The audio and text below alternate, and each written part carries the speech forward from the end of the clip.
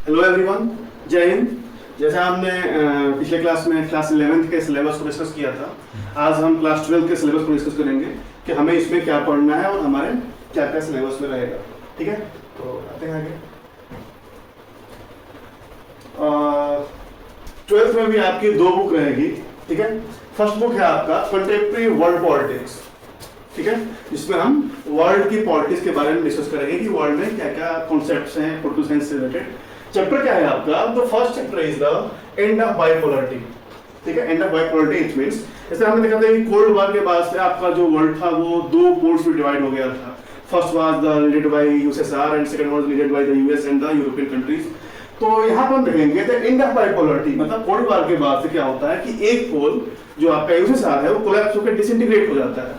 ठीक है, तो उसके कॉन्सिक्वेंसेस क्या है, उसका रीजन क्या था, क्या वजह था कि ये यूएस का मतलब जो वर्ल्ड है वो मोनोपोलर बन जाता है और एक पोल आपका कोलैप्स हो जाता है। तो इसको हम पढ़ेंगे फर्स्ट चैप्टर में, द एंड ऑफ बाइपोलरिटी का।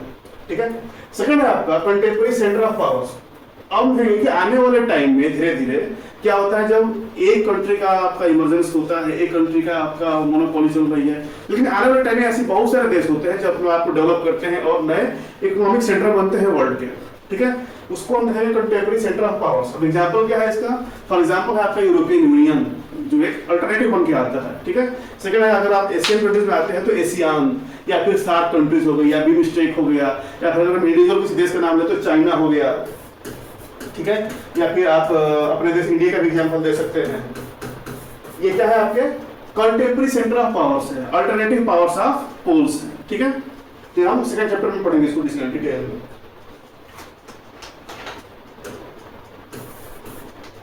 थर्ड चैप्टर है आपका contemporary south Asia.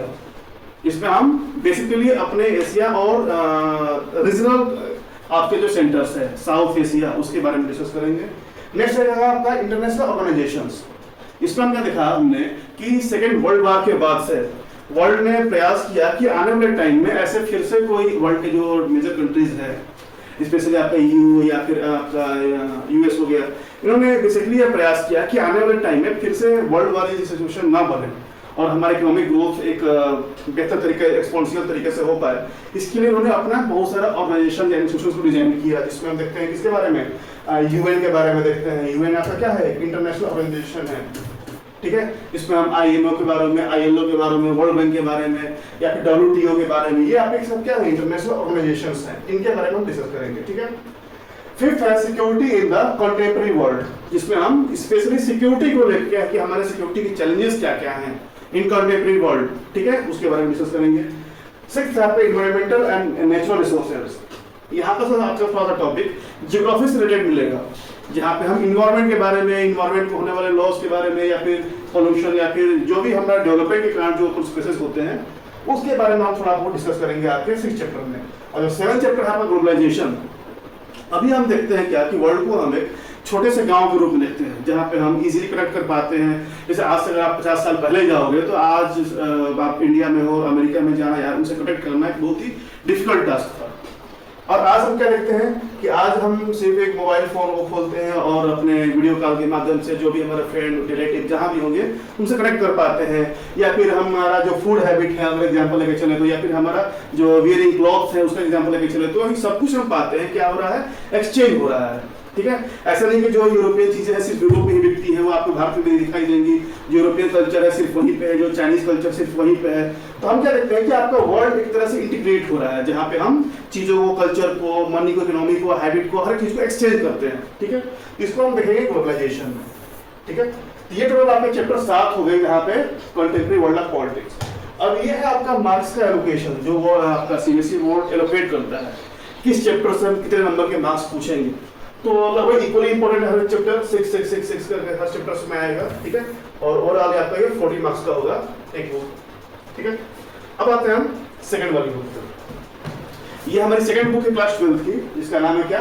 Politics in India since independence. जहाँ पे हम पहले वाले में वर्ल्ड के बारे में हमने डिस्कस किया था, यहाँ पे हम स्पेशली अपनी कंट्री इंडिया के बारे में डिस्कस करेंगे कि आफ्टर इंडिपेंडेंस हमें क्या दिखाई दिया है एज ए पॉलिटिकल एरेना। ठीक है, तो फर्स्ट आपका चैप्टर जो होगा challenges of national building. Just after independence 1947 के इंडिपेंडेंट होने के बाद ही हमारे सामने एज ए नेशन क्या क्या चैलेंज थे उसके बारे में हम लोग यहाँ पे पढ़ेंगे।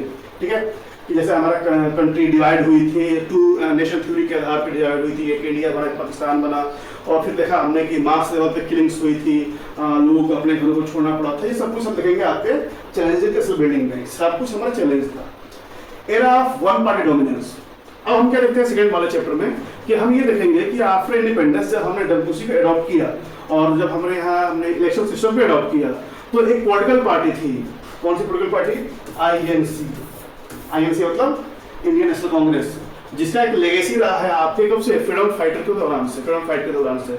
ये क्या करती है? आपके इंडियन की पॉलिटिक्स को, इंडिया में होने वाले इलेक्शन को डोमिनेट करती है। तो उसको हम पढ़ेंगे किसमें? Era of one party dominance में। ठीक है,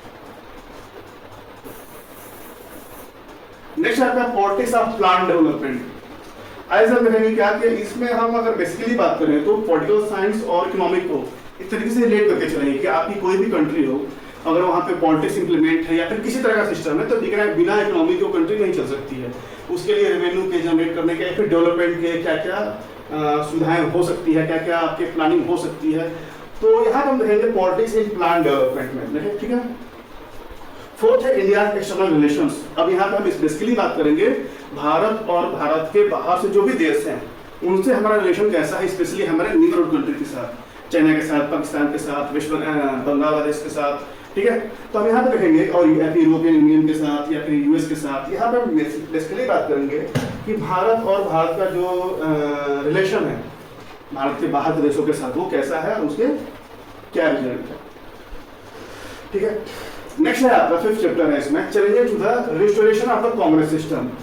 फिफ्थ में हम क्या देखेंगे कि आफ्टर डोमिनेंस ऑफ कांग्रेस, एक समय के बाद कांग्रेस धीरे धीरे वीक होना शुरू हो जाती है और फिर धीरे धीरे कोलैप्स भी हो जाती है टाइम पे आके। वहां पर क्या देखेंगे कि चैलेंजेस एंड रिस्टोरेशन, कांग्रेस ने अपने आप को दोबारा से कैसे रिस्टैब्लिश किया। ठीक है, जो इंदिरा गांधी का दौरान आता है, इंदिरा गांधी का एरा आता है, उसके बारे में थोड़ा डिस्कस करेंगे। नेक्स्ट है क्राइसिस ऑफ डेमोक्रेटिक ऑर्डर। ठीक है, इंदिरा गांधी के दौरान जो आप कंट्री में इमरजेंसी लगाई गई थी 1975 में, उसके परिणाम क्या थे, उसके रीजन क्या थे, उसके क्या क्या कंक्लूजन निकल के आते हैं, यहाँ पढ़ेंगे कहाँ पे? The crisis of democratic order. Next आपका रीजनल एस्पिरेशंस। रीजनल एस्पिरेशंस बहुत इंटरेस्टिंग चैप्टर है। इसमें हम किसके बारे में स्पेशली पढ़ेंगे? जैसे आपने देखा होगा कि अपने देश में इंडिपेंडेंस होने के बाद से ऐसे बहुत सारे रीजन्स हैं जहाँ पे अभी भी प्रॉब्लम दिखाई देती है। प्रॉब्लम कहाँ पे? जैसे जम्मू कश्मीर हो गया, उनकी मांगे क्या थी, वहाँ पे ऐसा अनरेस्ट सिचुएशन लंबे टाइम तक क्यों रहा, पंजाब की क्या प्रॉब्लम थी, या फिर आपके नॉर्थ ईस्ट में क्या प्रॉब्लम चलती है, वहाँ पे हमेशा वायलेंस या फिर अनरेस्ट क्यों बना रहता है। ठीक है, तो ये है आपका रीजनल एस्पिरेशन, इसके बारे में देखेंगे हम। लास्ट चैप्टर है आपका recent development in Indian politics, कि आने वाला भी रिसेंटली कंटेम्परेरी टाइम में हमने अपने पॉलिटिक्स में क्या बदलाव देखा है। जैसे रीजनल पार्टीज का इमरजेंस देखा है हमने, नई नई पार्टियां बन के आती है जो गवर्नमेंट फॉर्म करती है। ठीक है, या फिर और कौन कौन से आपकी बेसिकली हम बात करें तो पॉलिटिक्स में बात होती है कि हम कोई भी पार्टी होती है अपना एजेंडा लेके आती है। ठीक है, तो रिसेंट टाइम में हमारे पॉलिटिक्स में क्या डेवलपमेंट होते हैं, जैसे अयोध्या का मुद्दा हो गया या फिर मंडल कमीशन हो गया, इसके बारे में हम थोड़ा बहुत डिस्कस करेंगे आपके रिसेंट डेवलपमेंट में। ठीक है, टोटल आपका ये भी चैप्टर होगा कितने नंबर का? हर एक चैप्टर का एलोकेशन है मार्क्स का, जैसे सीबीएसई में दिया जाता है 6, 4, 2, 6, 4, 4, 6, 4 40 मार्क्स, और टोटल आपका जो एग्जाम होगा वो 80 मार्क्स का होगा। ठीक है।